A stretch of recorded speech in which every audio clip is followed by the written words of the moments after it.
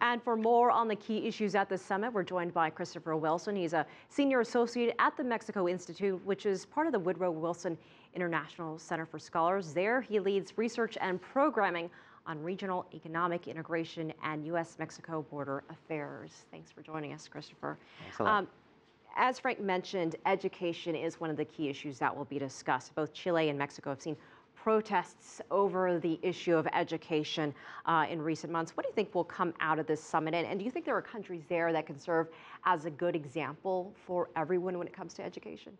You know, I think one of the things that there's a big opportunity in is actually educational exchanges between the countries of Latin America. It's a way to sort of boost cultural ties, but at the same time take advantage of the better research universities that certain countries have. So that would be one area. And then, of course, just strengthening educational systems is, I'd say it's still a challenge across most of Latin America, really. I think Mexico has made important steps forward in recent year and months, and some other countries have as well. But the region as a whole still needs to boost its level of education. And that's why it's such an important issue at this year's summit. And as we heard, Mexico is hosting this summit despite the case of these missing students, that case still unsolved. Is this a distraction for Mexico and for these leaders here at the summit? Yeah, well, I mean, I think Mexico was very excited to be on the global stage showing off this major economic reforms that they've passed the last year and a half.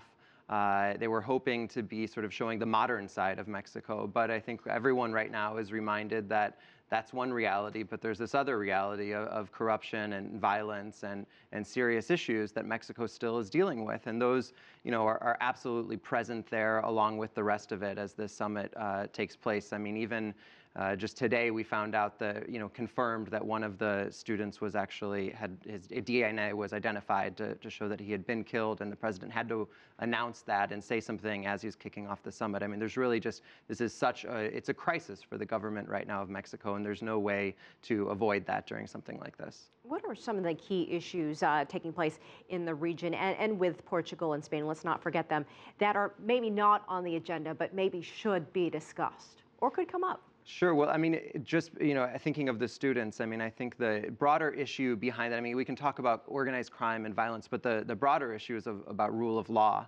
And that's something that many countries in Latin America have been struggling with for several years. So, countries like Colombia that have been through a long history of struggle on the issue.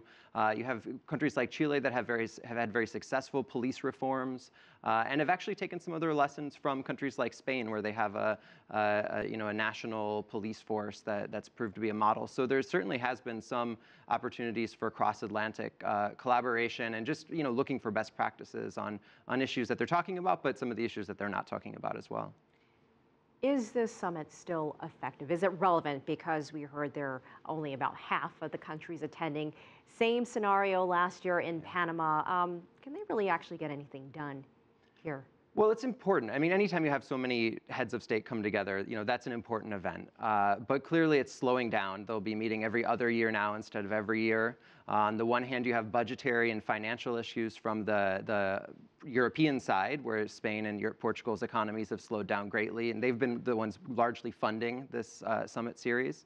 And then in Latin America, you have political fragmentation. So, whereas back in the 1990s when this started, there was a feeling that there could be major progress on, regional unity that brought together all of Latin America. Now we're seeing a division into political factions more on the left with the ALBA countries, more business-friendly Pacific Rim countries coming together in the Pacific Alliance, the UNASUR bringing together just the South American countries but leaving out Mexico. I mean, there's so many regional blocs that have come together that at this point this sort of just feels like one more.